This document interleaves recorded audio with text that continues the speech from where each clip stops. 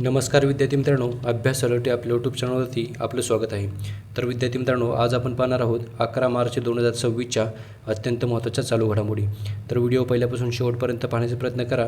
अतिशय महत्त्वाचे आणि निवडक प्रश्न असणार आहेत, जे की तुम्हाला कोणत्याही स्पर्धा परीक्षेमध्ये डायरेक्ट विचारले जाऊ शकतात. तर विद्यार्थी मित्रांनो बघा, आजचा प्रश्न क्रमांक 1 आहे, बार्बी ड्रीम टीम 2026मध्ये समाविष्ट होणारी जगातील पहिली महिला क्रिकेटपटू कोण बनली आहे? तर विद्यार्थी मित्रांनो बघा, याचं उत्तर असणार आहे ऑप्शन नंबर ए म्हणजेच स्मृती मानधना.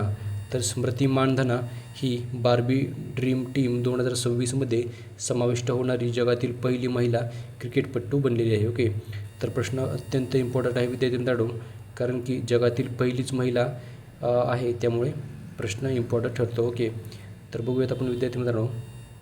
बघा, स्मृती मानधना ही भारतीय क्रिकेट स्टारने बार्बी ड्रीम टीम 2026मध्ये स्थान मिळवून जगातील पहिली महिला क्रिकेटपटू होण्याचा मान मिळवलेला आहे. ओके, तर बघा, मॅटल या कंपनीने इंटरनॅशनल वुमन्स डे म्हणजेच आंतरराष्ट्रीय महिला दिनाच्या निमित्ताने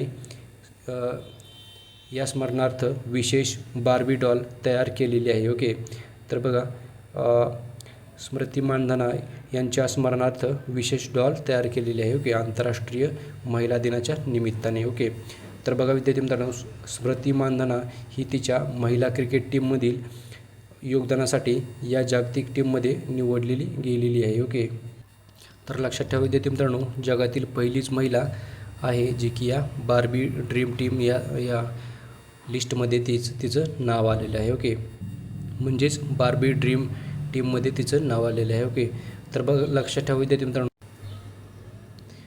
तर विद्यार्थी मित्रांनो बघा, प्रश्न क्रमांक 2 बघूयात आपण. यसमंड बी मार्टिन पुरस्कार 2026 जिंकणारा पहिला भारतीय कोण बनला आहे? ओके, तर बघा विद्यार्थी मित्रांनो, पहिलाच भारतीय असल्यामुळे प्रश्न महत्त्वाचा ठरतो. तर बघा, याचं उत्तर असणार आहे ऑप्शन नंबर ए म्हणजेच डॉक्टर क्रथी कारंट. तर डॉक्टर क्रथी कारंट असं यांचं नाव आहे.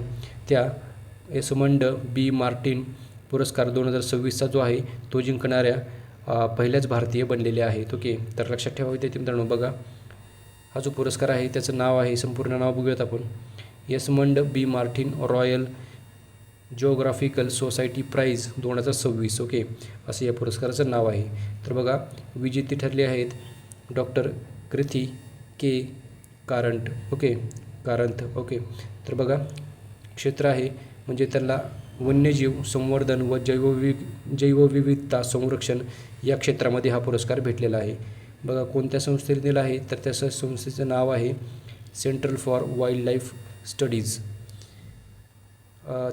या पुरस्कार मिळवणाऱ्या भारतीय म्हणजेच पहिल्या भारतीय आणि आशियाई आहेत. ओके, तर लक्षात ठेवा विद्यार्थी मित्रांनो, पहिल्या भारतीय आणि त्या पहिल्या आशियाईसुद्धा आहेत. ओके, ठरलेले आहेत.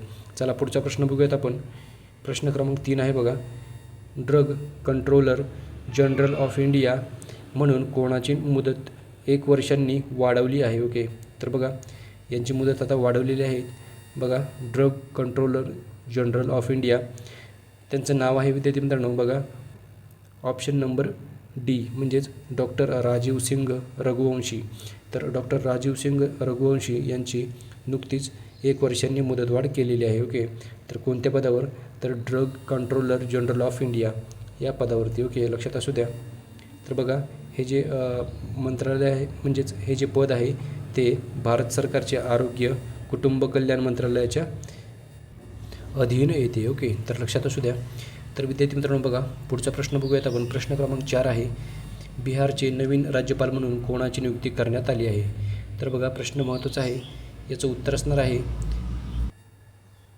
ऑप्शन नंबर बी म्हणजेच सय्यद अता हसनैन. तर बघा, सय्यद अता हसनैन असं यांचं नाव आहे. त्यांची बिहारचे नवीन राज्यपाल म्हणून नुकतीच नियुक्ती करण्यात आलेली आहे. ओके, तर विद्यार्थी मित्रांनो लक्षात ठेवा, बिहार या राज्याची राजधानी आहे पटना आणि बिहारचे मुख्यमंत्री आहेत नितीश कुमार. ओके, लक्षात असू द्या. चला पुढचा प्रश्न बघूयात आपण. प्रश्न क्रमांक 5 आहे, भारतातील पहिले रोलिंग बजेट स्वीकारणारे राज्य कोणते आहे? बघा, याचं उत्तर असणार आहे विद्यार्थी मित्रांनो ऑप्शन नंबर डी म्हणजेच मध्य प्रदेश. तर मध्य प्रदेश हे भारतातील पहिले असे राज्य आहे ज्याने रोलिंग बजेट स्वीकारलेले आहे. ओके. तर बघा लक्षात ठेवा, प्रश्न महत्त्वाचा आहे कारण की भारतातील पहिलेच आहे, त्यामुळे प्रश्न महत्त्वाचा ठरतो. ओके. तर मध्य प्रदेश या राज्याची राजधानी आहे भोपाळ. ओके, लक्षात असू द्या. चला पुढचा प्रश्न बघूयात. बघा ही जो रोलिंग बजेट आहे विद्यार्थी मित्रांनो, तर त्याचे उद्देश काय असणार आहे? आर्थिक नियोजन अधिक लवचिक व अद्ययावत ठेवणे असा याचा मुख्य उद्देश असणार आहे. चला पुढचा प्रश्न बघूयात आपण. प्रश्न क्रमांक 6 आहे बघा. श्रीनगर मध्यवर्ती कारागृहाचे मुख्य म्हणजेच प्रमुख म्हणून काम करणारी पहिली काश्मीरी महिला कोण बनलेली आहे? ओके. तर बघा विद्यार्थी मित्रांनो, याचं उत्तर असणार आहे ऑप्शन नंबर डी म्हणजेच साबा शॉल. तर साबा शॉल या श्रीनगर मध्यवर्ती कारागृहाचे प्रमुख म्हणून काम करणारी पहिली काश्मीरी महिला बनलेली आहे. ओके. तर लक्षात असू द्या, प्रश्न महत्त्वाचा आहे. ओके. चला पुढचा प्रश्न बघूयात आपण. प्रश्न क्रमांक 7 आहे. 67,800 वर्षापूर्वीची जगातील सर्वात जुनी rock art and hand stencil कोठे सापडली आहे? ओके. तर बघा याचं उत्तर असणार आहे ऑप्शन नंबर ए म्हणजेच इंडोनेशिया. तर बघा इंडोनेशिया या देशामध्ये 67,800 वर्षापूर्वीची जगातील सर्वात जुनी रॉक आर्ट हँड स्टेन्सिल ही जी आहे ती इंडोनेशिया या देशामध्ये सापडलेली आहे. तर बघूयात आपण विद्यार्थी मित्रांनो, जगातील सुमारे 67,800 वर्षापूर्वीची सर्वात जुनी रॉक आर्ट हँड स्टेन्सिल ही सुलावेसी या बेटावरील गुहेत सापडलेली आहे. बघा ही जी प्राचीन कलाकृती आहे, गुहेच्या भिंतीवर हात ठेवून त्यावर रंग फवारून तयार केली गेलेली आहे. ओके. तर लक्षात असू द्या. तर बघा या शोधामुळे प्राचीन मानवांच्या कलात्मक अभिव्यक्तीचा इतिहास अधिक जुना असल्याचे स्पष्ट झालेले आहे. ओके. तर लक्षात ठेवा विद्यार्थी मित्रांनो. चला पुढचा प्रश्न बघूयात आपण. प्रश्न क्रमांक 8 आहे बघा. भारतातील कोणते राज्य मृतांच्या अवयवदानात पहिल्या क्रमांकावर आहे?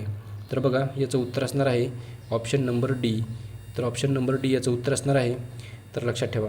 चला पुढचा प्रश्न बघूयात आपण. प्रश्न क्रमांक 9 आहे बघा. तर बघा विद्यार्थी मित्रांनो, प्रश्न क्रमांक 9 बघूयात आपण. चर्चेत असणारा बांधवगड व्याघ्र प्रकल्प कोणत्या राज्यात आहे? तर बघा बांधवगड जो व्याघ्र प्रकल्प आहे तो आहे मध्य प्रदेश या राज्यामध्ये. तर बघा विद्यार्थी मित्रांनो, मध्य प्रदेश या राज्यामध्ये बांधवगड हा व्याघ्र प्रकल्प आहे. ओके, लक्षात ठेवा.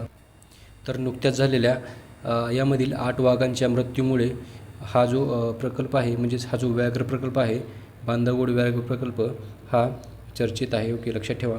आणि मध्य प्रदेश या राज्याची राजधानी आहे भोपाळ. ओके. तर भोपाळ ही मध्य प्रदेशची राजधानी आहे. तर चला विद्यार्थी मित्रांनो, बघा पुढचा प्रश्न बघूयात आपण. प्रश्न क्रमांक 10 आहे बघा. जागतिक अभियांत्रिकी दिन 2026साठी युनेस्कोशी भागीदारी करणारी पहिली भारतीय संस्था कोणती बनली आहे? ओके. तर बघा याचं उत्तर असणार आहे ऑप्शन नंबर सी म्हणजेच अदानी ग्रुप. तर अदानी ग्रुपने जागतिक अभियांत्रिकी दिनासाठी युनेस्कोशी भागीदारी केलेली आहे. ओके. आणि अशी करणारी ती पहिलीच भारतीय संस्था बनलेली आहे. ओके. तर त्यामुळे प्रश्न महत्त्वाचा आहे, लक्षात ठेवा. आणि विद्यार्थी मित्रांनो, जर व्हिडिओ कसा वाटला हे तुम्ही कमेंट करून कळवू शकता. तर आजच्या दिवसाचे काही करंट अफेअरचे संपूर्ण प्रश्न आहेत ते आपण या व्हिडिओमध्ये कव्हर केलेले आहेत विद्यार्थी मित्रांनो. तर भेटूयात आपण उद्या. धन्यवाद.